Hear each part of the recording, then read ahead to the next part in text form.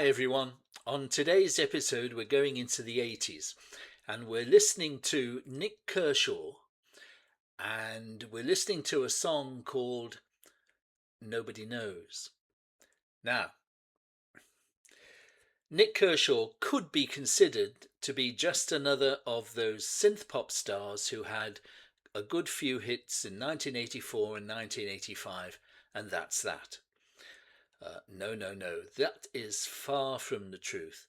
This was a man who was already an established musician, who was an established songwriter, and who created some of the most interesting pop music of the 1980s.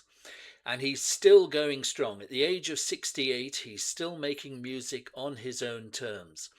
And after we've listened to the song, I'll tell you some of the artists he has collaborated with. You'll be very surprised. This is 80s music par excellence. This is an 80s song that has everything. It has musicality, it has melody, it has the most wonderful arrangement, the playing is magnificent, and in true Have You Heard style, it hasn't been reacted to on YouTube. In fact, this was his first single not to break the top 40 in the UK. So as usual, we've gone for the one that nobody knows. Ah, did you hear what I said there? Nobody Knows by Nik Kershaw. Listen to this. I think you'll enjoy it.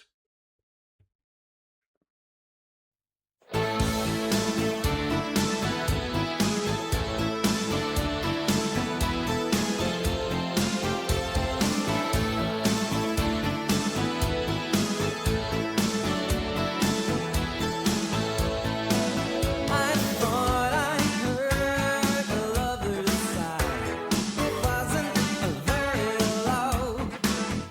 It came when I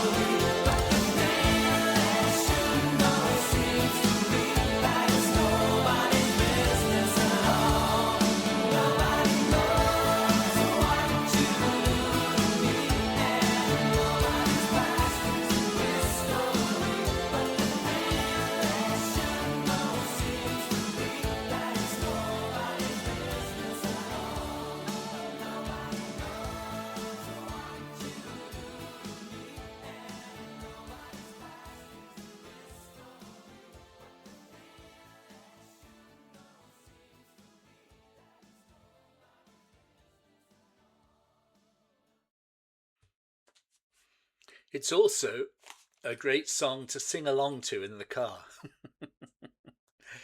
Okay, so this was his third album, Radio Musicola, and it was the album that where his sales started to drop. I first discovered Nik Kershaw.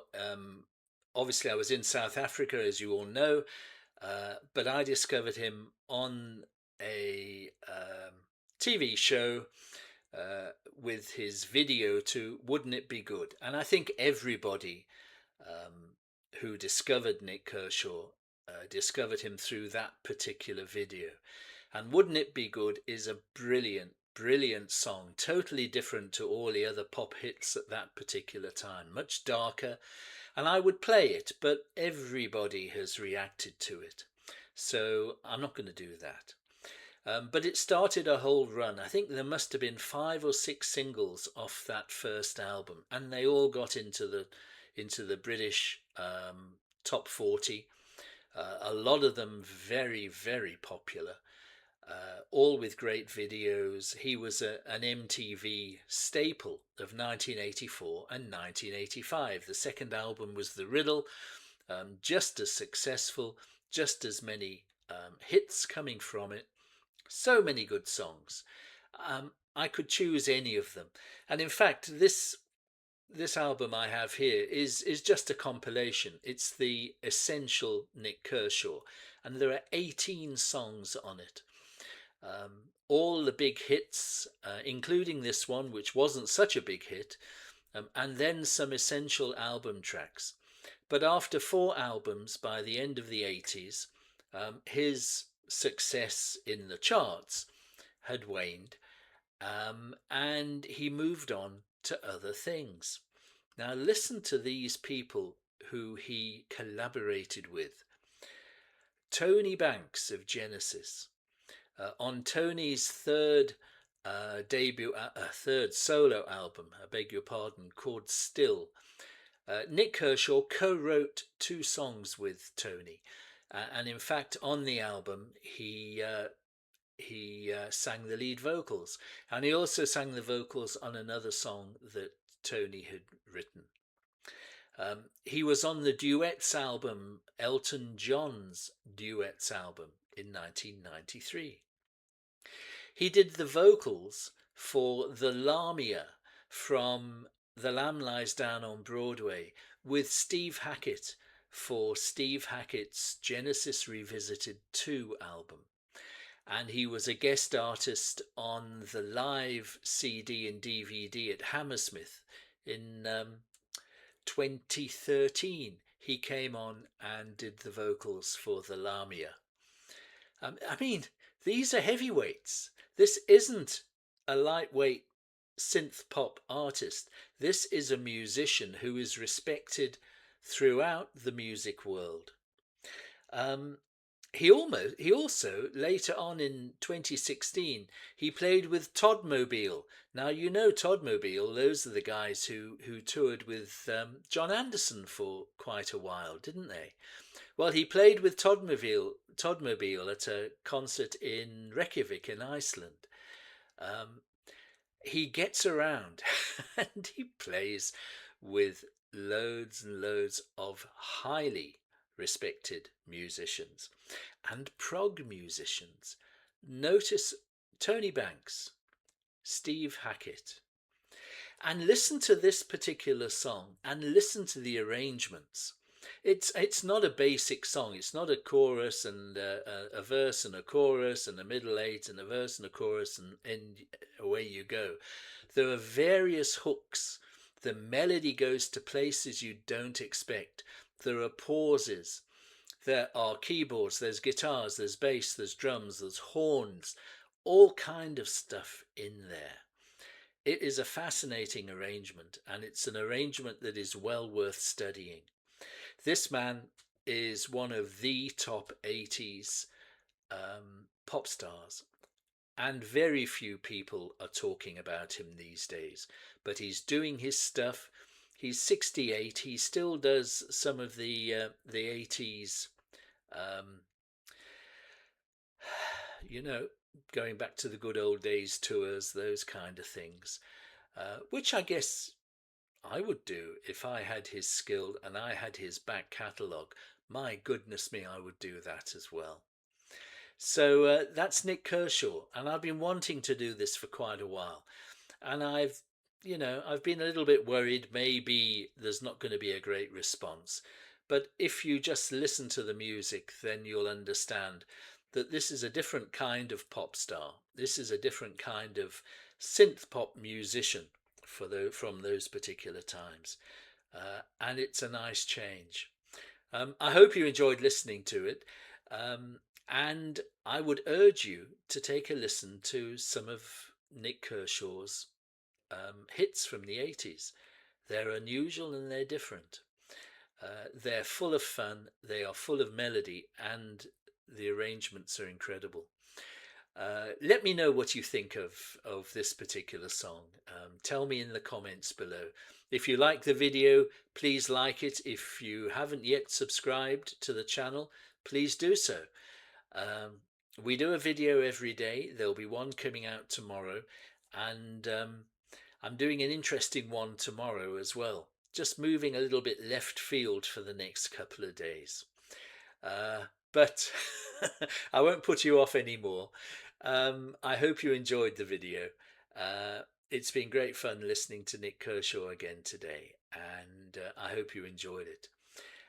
I'll see you on our next video, however, which will be tomorrow. But until then, cheers everybody.